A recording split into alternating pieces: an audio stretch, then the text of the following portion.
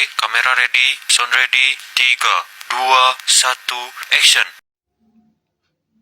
Baik, perkenalkan saya Nada. Di sini saya akan menjelaskan bagian dari biografinya si Peirce.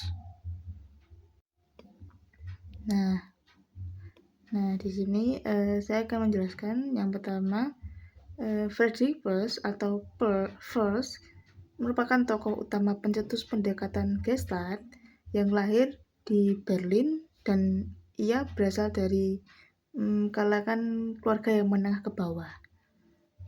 Kemudian dia pernah mengalami kegagalan sebanyak 2 kali di kelas 7 dan juga pernah terasingkan dari teman-temannya. Lalu kemudian ia mendapat gelar MD dengan spesialis sebagai psikiater. Lalu pada tahun 1916 ia mencoba untuk bergabung dengan tentara Jerman sebagai salah satu tenaga medis saat Perang Dunia Pertama. Lalu ia kerjasama dengan Kurt Goldstein di Institut Goldstein yang menangani tentara dengan kerusakan otak di Frankfurt. Kemudian ia pindah ke Wina dan memulai belajar mengenai psikoanalisis. Nah, saat belajar psikoanalisis, ia diajar oleh Wilhelm Reich yang merupakan ahli psikoanalisis yang menokohi metode-metode pemahaman diri dan perubahan kepribadian melalui konseling tubuh. Ia juga dikontrol oleh beberapa tokoh utama penggerak psikoanalisis seperti Karen Horney. Setelah itu, Peirce pindah ke Amerika pada tahun 1946 dan mendirikan institusi konseling Gestalt di New York pada tahun 1952. Kemudian pada tahun 1926 Laura Peirce bertemu dengan Peirce dan memulai kerjasamanya yang ini menghasilkan konseling Gestalt. Kemudian pada tahun 1930 Laura dan Peirce menikah. Mereka mendirikan Institut New York untuk konseling Gestalt yang membuat pelatihan pada pendekatan yang dipakainya. Saya Hilda Febriana dengan NPM 004. Di sini akan menjelaskan materi yang selanjutnya, yaitu Human Nature menurut teori Gestalt. Yang pertama, Peirce ini memiliki pandangan yang optimis mengenai sifat dasar manusia.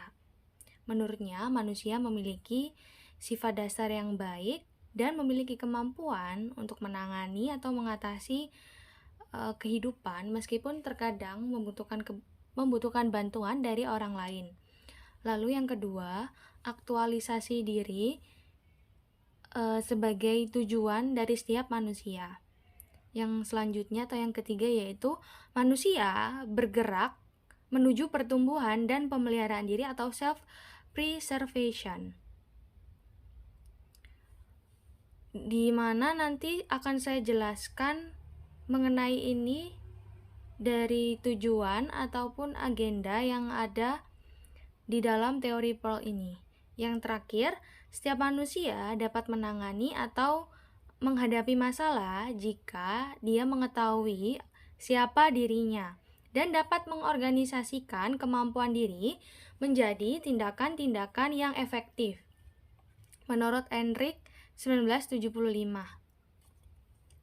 Jadi, pertumbuhan itu akan terjadi ketika individu ini mengintegrasikan kembali atau menyatukan bagian-bagian diri atau hanya hanya satu atau beberapa bagian dari diri yang dipisahkan. Contohnya, seorang pria yang memiliki bagian atau sisi yang sensitif atau mempunyai sisi yang emosional seperti menangis atau sedih. Nah, ketika dia kembali menyatukan atau mengakui sisi atau menerima sisi emosional tersebut, maka pertumbuhan itu yang akan terjadi. Begitupun pula contohnya seperti perempuan atau wanita yang mempunyai sisi ingin ditolong oleh atau bergantung kepada pria.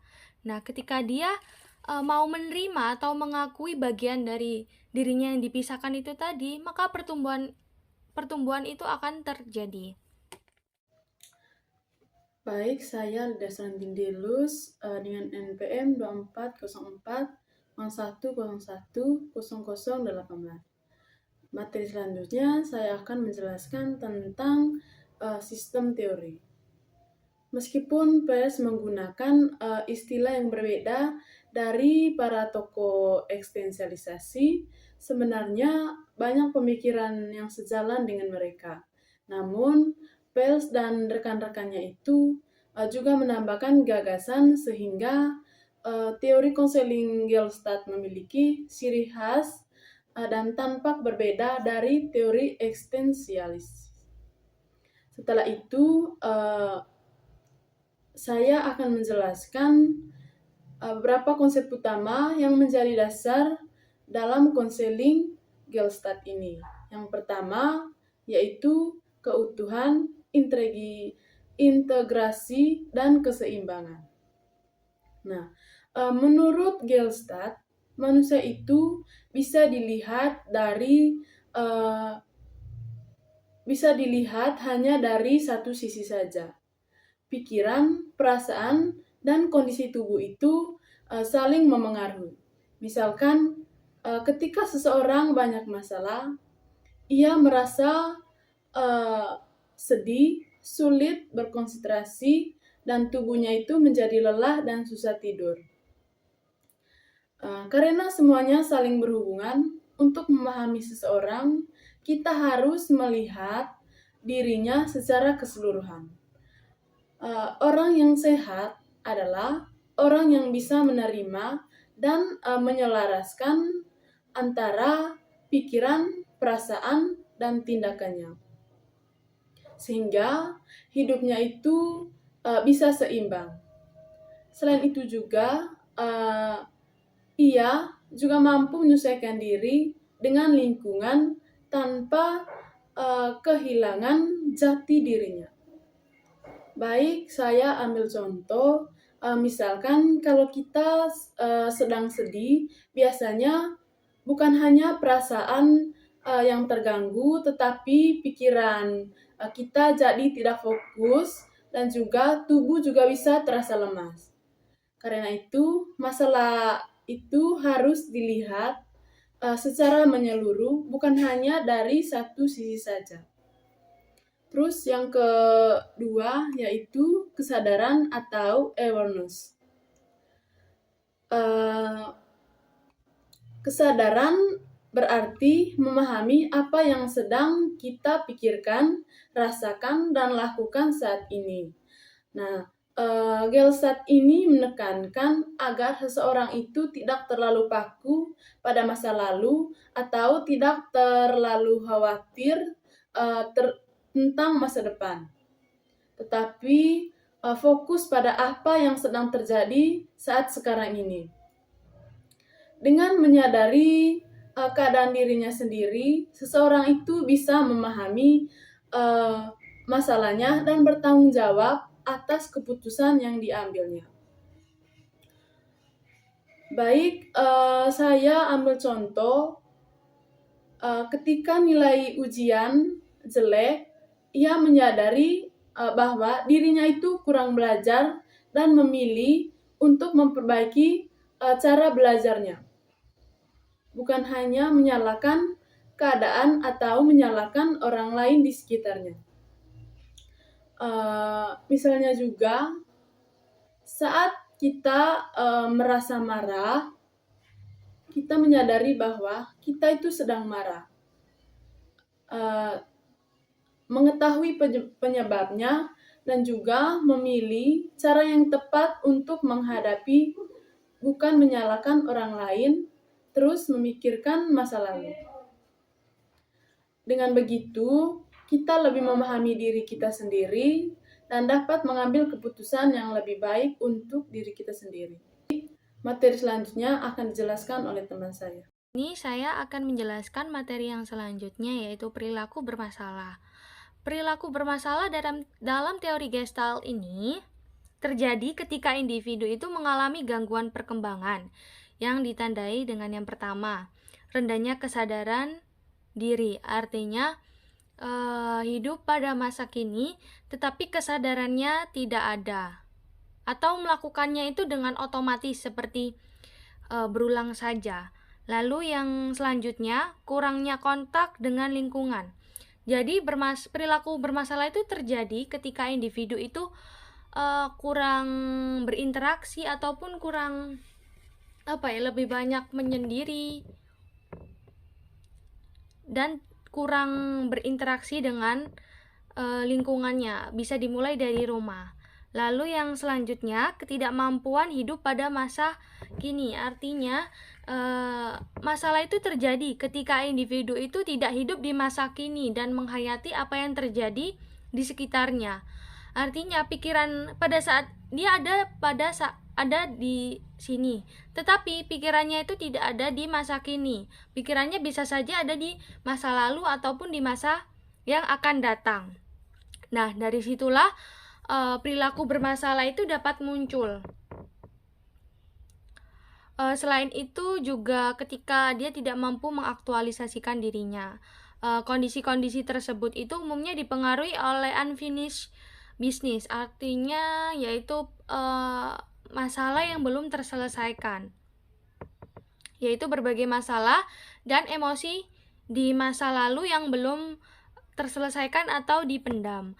Akumulasi masalah tersebut itu dapat menghambat perkembangan, di mana agar perilaku individu itu menjadi sehat kembali, maka yaitu kebalikan dari penyebab atau indikator-indikator tadi, yaitu seperti memiliki kesadaran, hidup di masa kini, dan memiliki kontak dengan lingkungannya. Ketika individu memiliki kesadaran, berkontak dengan lingkungannya dan pikirannya itu ada di masa kini, maka individu itu dapat dikatakan sehat. Sekian materi dari saya. Materi selanjutnya akan dijelaskan oleh teman saya.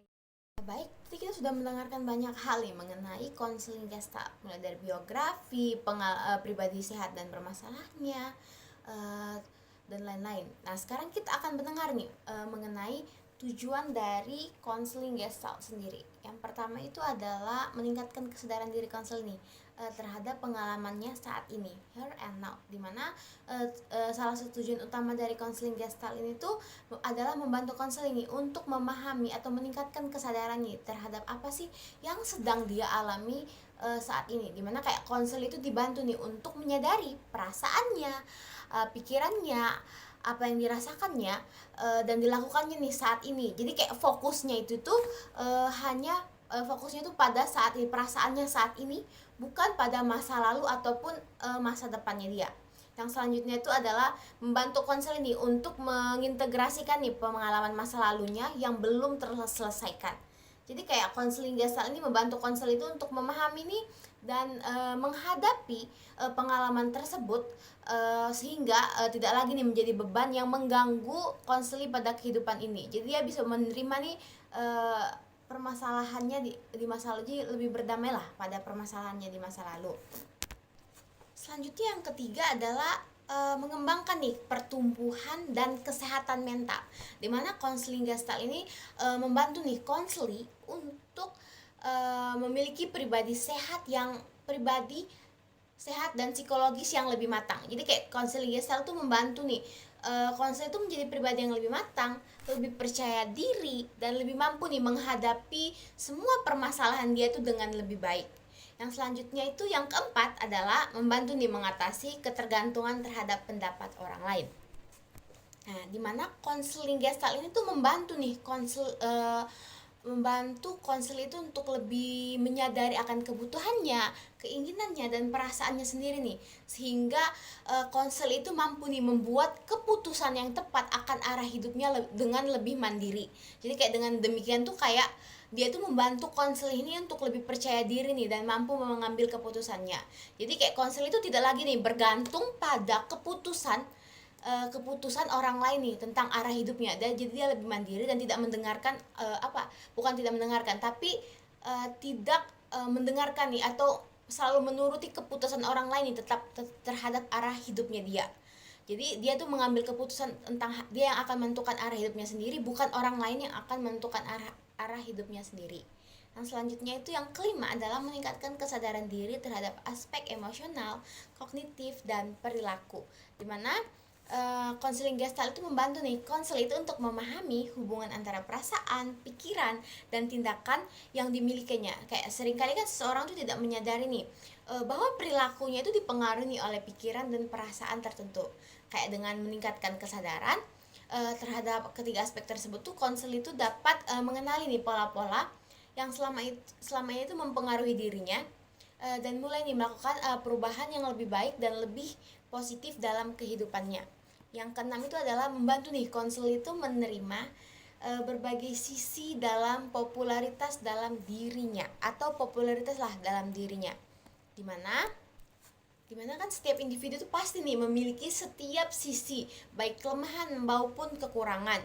Nah, dalam konseling gestalt ini, kayak konseling itu dibantu nih untuk menerima semua sisi dalam dirinya tersebut tanpa menolak salah satunya. Jadi kayak ketika seseorang itu mampu untuk menerima kelebihan maupun kekurangannya, dia itu akan secara seimbang nih, ia akan lebih mudah nih memahami dirinya, merasa lebih nyaman dengan dirinya sendiri. Jadi kayak penerimaan ini tuh menjadi dasar nih bagi terciptanya tuh kepribadian yang lebih utuh dan lebih baik.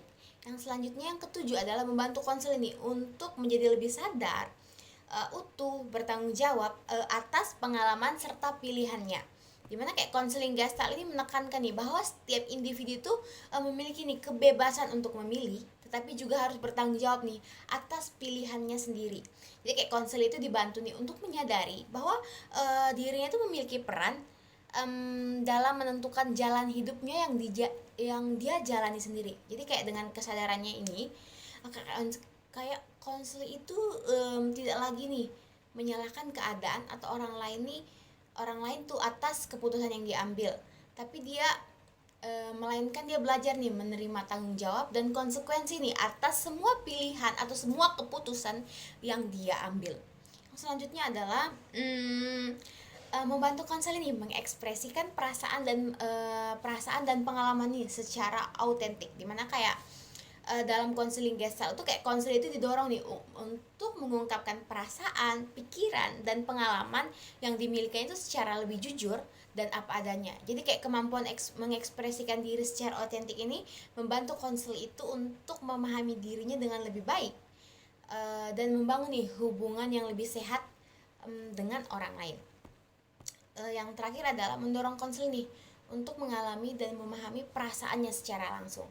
Dimana kayak konseling gestalt ini tidak hanya mengajak konselor itu untuk berbicara nih tentang perasaan, tapi juga mengajak konselor itu untuk benar-benar nih menyadari dan menekan emosi yang muncul nih dalam dirinya. Jadi kayak melalui pengalaman langsung tersebut, kayak konselor itu dapat nih memahami sumber emosinya, menerima perasaan yang dimilikinya dan belajar nih untuk mengelola perasaan tersebut itu dengan emosi tersebut atau perasaan tersebut dengan baik. Jadi kayak kesadaran terhadap emosi inilah yang menjadi dasar nih terjadinya perubahan dan pertumbuhan pribadi yang lebih sehat dalam diri konseling. Sekian dari saya, selanjutnya akan dijelaskan nih oleh teman saya. Baik, di sini saya akan menjelaskan tentang pola hubungan konselor dan klien, yaitu hubungan profesional yang bertujuan membantu klien memahami diri, mengenali masalah, dan menemukan solusi yang tepat. Hubungan ini tentu dibangun atas dasar kepercayaan, empati, dan penghargaan Dengan adanya hubungan yang lebih baik, klien akan merasa aman dan nyaman dan terbuka, sehingga proses konseling dapat berjalan lebih efektif serta membangun perkembangan potensi diri klien. Terima kasih. Saya Yosefina Cindiati Ramalan dengan NPM 2404010109.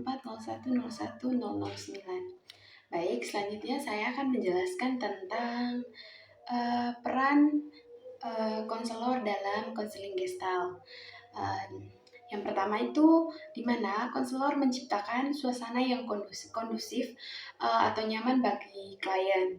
Di mana suasana yang aman dan penuh penerimaan membuat klien nih lebih terbuka untuk menceritakan perasaan, pikiran, serta masalah yang dihadapinya. Dengan begitu, klien dapat lebih memahami nih kebutuhan dan potensi yang dimilikinya. Yang kedua, konselor terlibat secara intens dan pribadi dengan klien, di mana si konselor nih harus hadir nih secara terbuka dalam proses konseling, mendengarkan dengan sungguh-sungguh dan membangun hubungan yang hangat.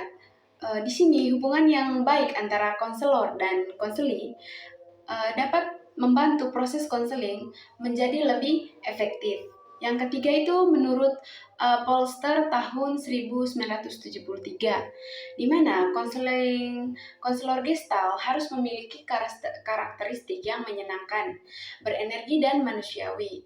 Konselor juga perlu bersikap jujur serta menjadi dirinya sendiri ketika dia itu berinteraksi dengan si klien. Nah, di sini tuh sikap seperti itu dapat membuat klien atau konseling kita ini merasa lebih nyaman dan percaya selama proses konseling. Nah, berikutnya adalah yang keempat, yaitu konselor membantu klien memusatkan perhatian pada pengalaman saat ini atau here and now. Di mana dalam konseling Gestalt yang paling penting adalah apa yang sedang ia rasakan, pikirkan dan dilakukan klien pada saat ini. Dengan menyadari pengalaman saat ini, klien dapat nih memahami dirinya secara mendalam.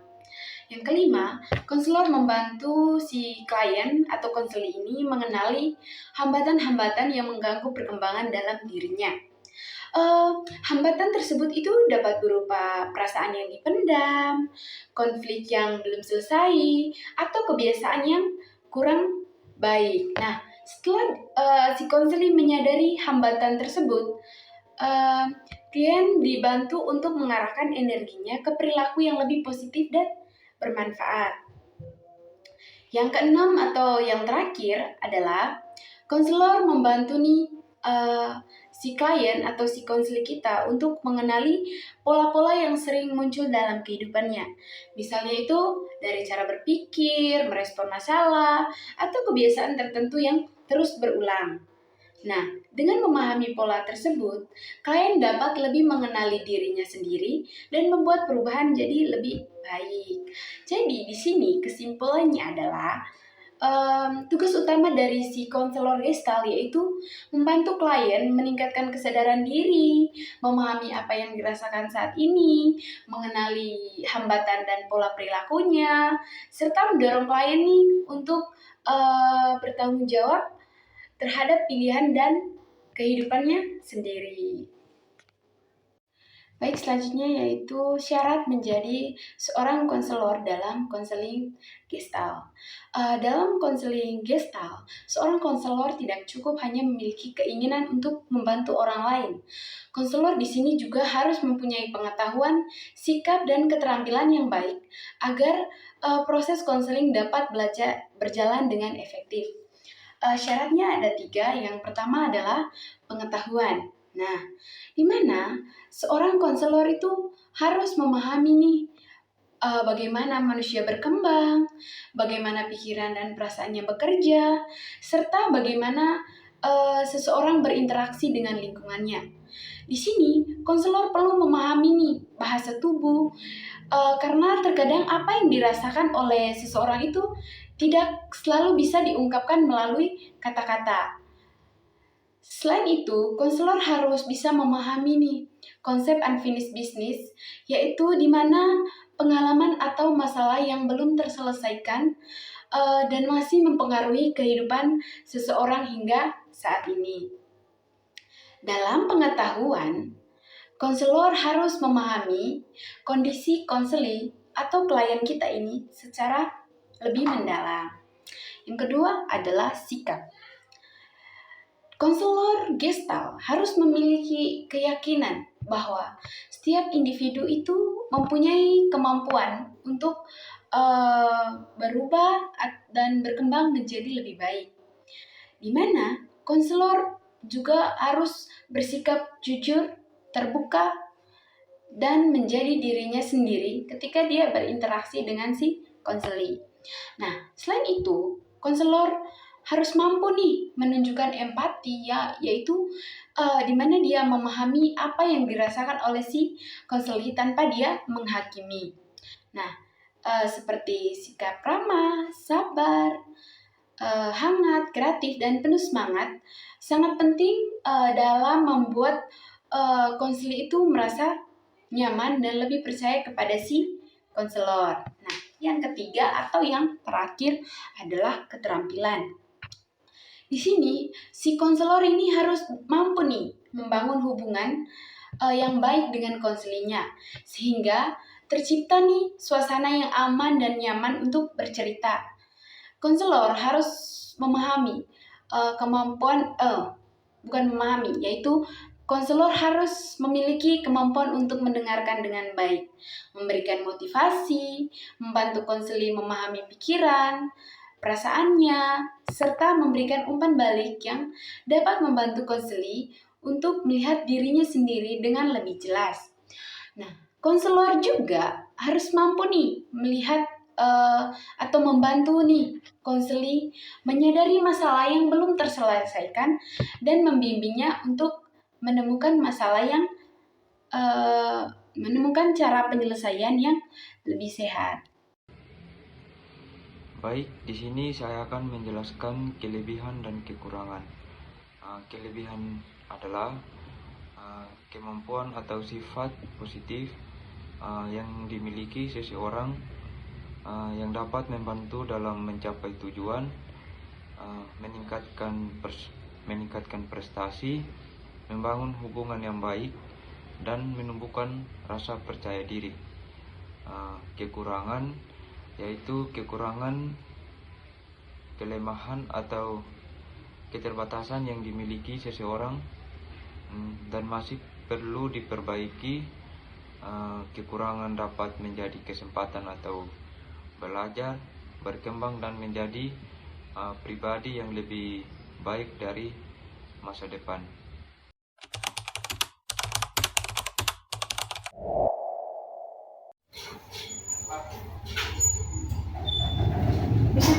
Oh iya, ayo Nada, silahkan masuk. Ayo, silahkan duduk. Iya. Ya, sama kursinya nyaman. Saya nyaman dulu. Kalau misalnya nggak nyaman, bilangnya sama ibu. Oh iya, Ibu menanyakan pun kesininya sendiri. sendiri aja Bu. Ya, gimana kalau kamu akhir-akhir ini? Baik Bu, syukur. Syukur itu. Kamu kesibukannya apa aja sih akhir-akhir ini? Saya lagi sibuk ngerjain tugas juga sih Bu, sama mempersiapkan ujian nanti. Oh ya, lagi padat-padatnya ya. Hmm. Soalnya udah semester 4, udah mau akhir semester nih, jadinya padat-padatnya nih ujian. Oh iya Nada, ibu kan kemarin udah baca nih sekilas tentang permasalahan kamu nih dari pesan yang kamu kirim itu. Nanti ibu mau dengar nih secara langsung dari kamu tentang permasalahan kamu itu secara lebih jelas, secara lebih detail lah ya. Jadi gini Bu, di SMK dulu tuh aku pernah punya sahabat cowok. Nah, itu pas awal-awal masuk SMK itu dia mencoba buat ajakin aku pacaran. Dia nembak aku gitu. Awal kelas 10 kayaknya, kelas 10 gitu. Terus setelah itu aku juga kaget pertama kalinya aku ditembak sama cowok, dan itu di SMK. Terus saya mulai menolak lah istilahnya, kayak menolak sama dia gitu, karena saya fokusnya mau ke belajar dulu, kalau mau kita jadi sahabat aja. Terus dia jawabnya, iya nggak apa-apa kok, jadi sahabat aja.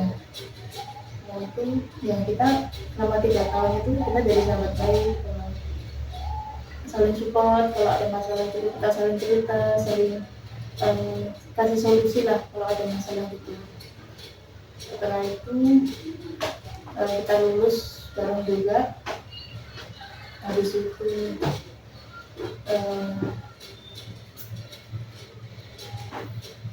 dia milih ke jalan kerja, aku milih ke kuliah. Nah, habis itu kan kita masih sempat-sempatnya nih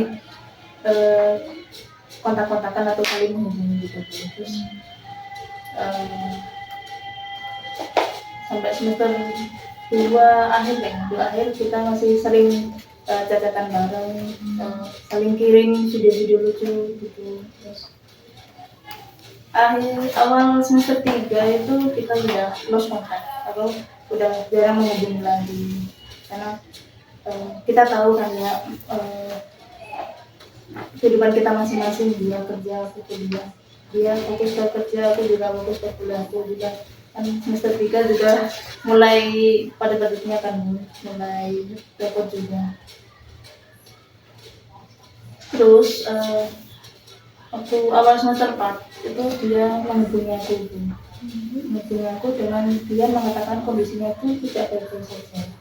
Dia mengalami depresi karena ada satu hal yang membuat dia depresi.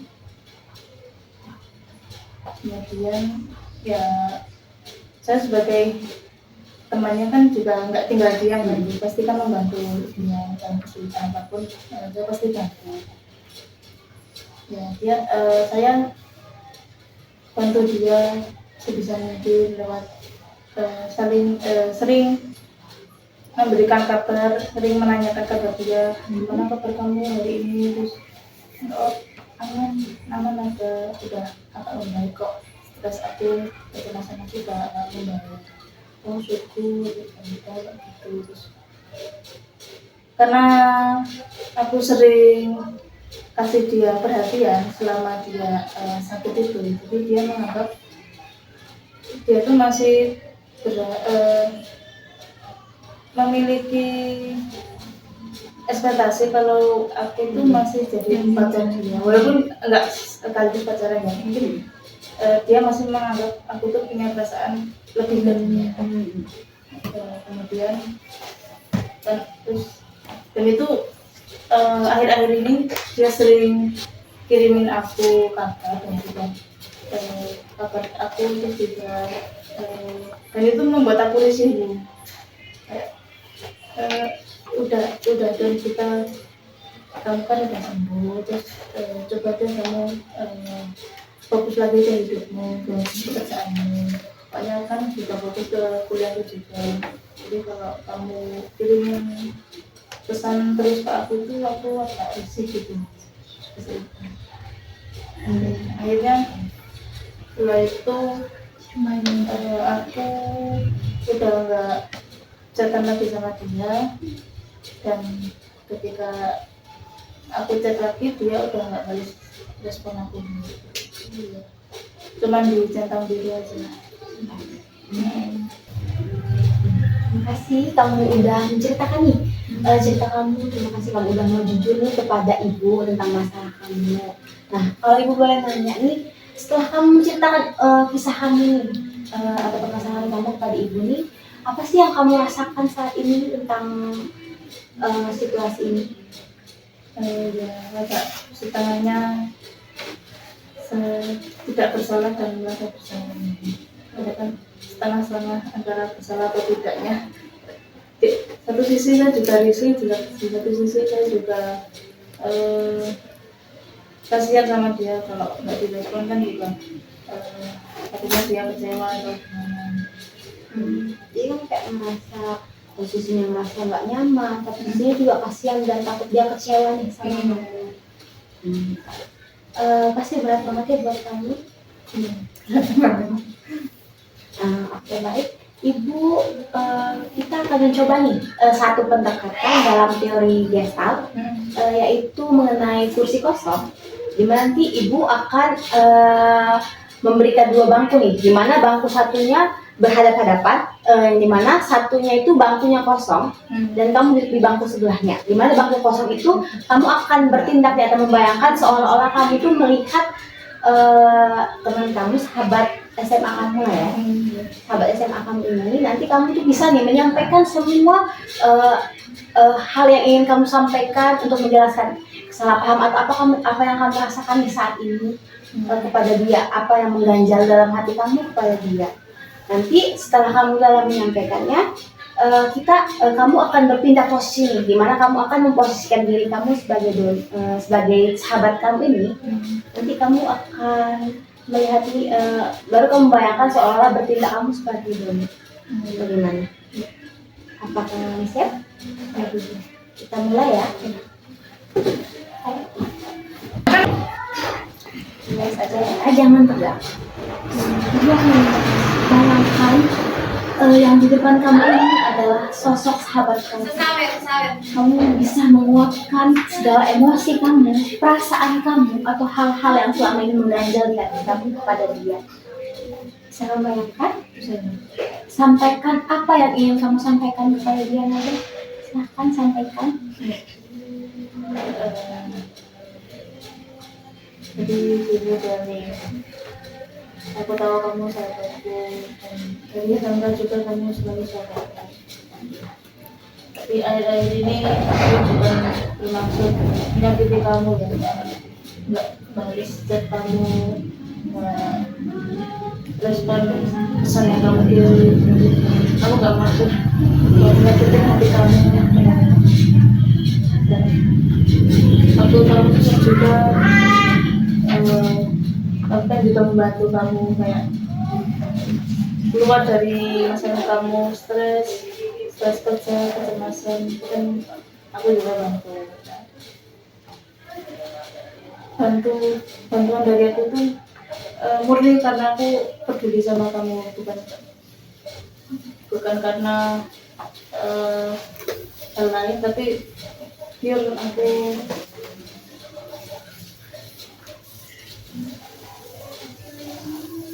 aku memang nggak tega kalau lihat temen aku sendiri yang dari SMK itu nggak kayak ya intinya aku tuh peduli kok sama kamu walaupun kita udah jarang sepedakan lagi karena kita udah sibuk ya antara kehidupan kita masing-masing. Jadi kalau kamu butuh bantuan ya aku bantuin pastinya. Sekarang ibu meminta kamu untuk mencoba berpindah posisi ke tempatnya Doni. Nanti kamu bayangkan dan kamu rasakan apa kiranya akan dirasakan dan yang akan disampaikan Doni kepada kamu saat ini.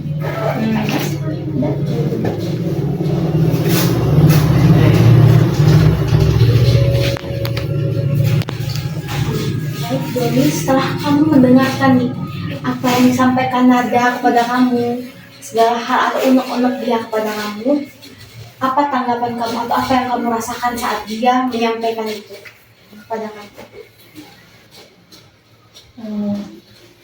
Ya Nat, aku tahu kamu capek banget ya. Dari ini kamu kuliah fokusnya ke tugas, jadi aku tahu kamu juga capek. Dan aku juga capeknya, soalnya saya juga terus kerja ya, terus yang butuh teman untuk cerita. Baik, setelah mendengar pernyataan dari Nada tadi, apa sih yang ingin kamu minta dari Nada? Aku cuma ingin minta penjelasan aja terkait pesan yang kamu kirim ke aku, yang nggak sempat kamu balas lah ke aku. Terus aku cuma ingin tahu kabar kamu aja, nggak lebih kok. Ya, aku tahu kamu semangat, aku nggak nyalain kamu sepenuhnya, karena kan ya, kita punya kehidupan masing-masing. Jadi kita fokuslah ke hidup kita. Kamu fokus kuliah, aku fokus kerja. Nah, terus waktu kamu kasih perhatian aku saat aku susah, aku terkena kesehatan mentalku, terus ya itulah pokoknya aku merasa beda gitu banget. Aku kayak ada teman cerita banget buat aku curhati tentang masalahku, penyakitku, penyakit mentalku. Jadi aku benar-benar beda gitu loh, kayak oh aku ada teman cerita nih, jadi nggak khawatir tentang stresku. Jadi ya mungkin itu yang mau aku sampaikan, berharap kamu bisa mengerti dan aku juga mengerti kamu lelah saat ini. Baik, setelah kamu mendengar ini apa yang disampaikan Nanda, apa sih yang ingin kamu minta sebagai doni kepada Nanda? Yang aku minta cuma satu ya, kasih kabar kalau kamu sempat. Ya aku juga minta maaf kalau kemarin aku juga nggak sempat balas chat kamu. Ya mungkin aku agak sedikit kesal ya mungkin. Karena kamu nggak perhatiin aku selama ini, dan kamu berhenti kasih perhatian ke aku setelah aku udah sembuh dari penyakit mentalku. Jadi aku kehilangan teman cerita lagi kalau selama ini. Setelah mendengar nih semua hal yang disampaikan Nanda, bagaimana sih perasaan kamu saat ini? Perasaan pasti juga sangat kecewa ya, karena udah nggak ada teman kita lagi, dan senangnya itu aku udah terbantu keluar dari masalahku karena ada bantuan dari kamu. Tentunya terima kasih. Baik Doni, terima kasih atas segala hal yang kamu telah sampaikan. Sekarang Ibu minta kamu untuk pindah kembali ke posisi kamu semula. Dan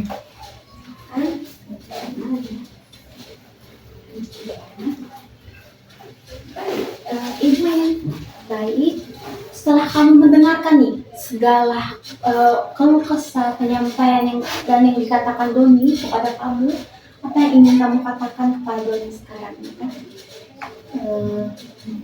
aku cuma mau bilang minta maaf kemarin itu membuat salah kamu, dan itu membuat kamu sakit hati dari perkataanku dan tingkah lakuku yang tidak membalas kamu. Aku cuma ingin kamu mengerti bahwa setiap tindakan punya batasannya. Jadi kita nggak bisa selalu menghubungi. Terima kasih karena ya aku juga repot. Itu saja. Oke, siap. Mulai duduk di sini. Oh ya. Gimana perasaan kamu nih setelah melakukan teknik tadi? Cukup lega dan terkurangi lah bebannya. Sudah lebih rileks kan jadinya? Lebih rileks. Nada, terima kasih untuk hari ini. Saya juga terima kasih sudah membantu saya meringankan beban saya. Sama Nada.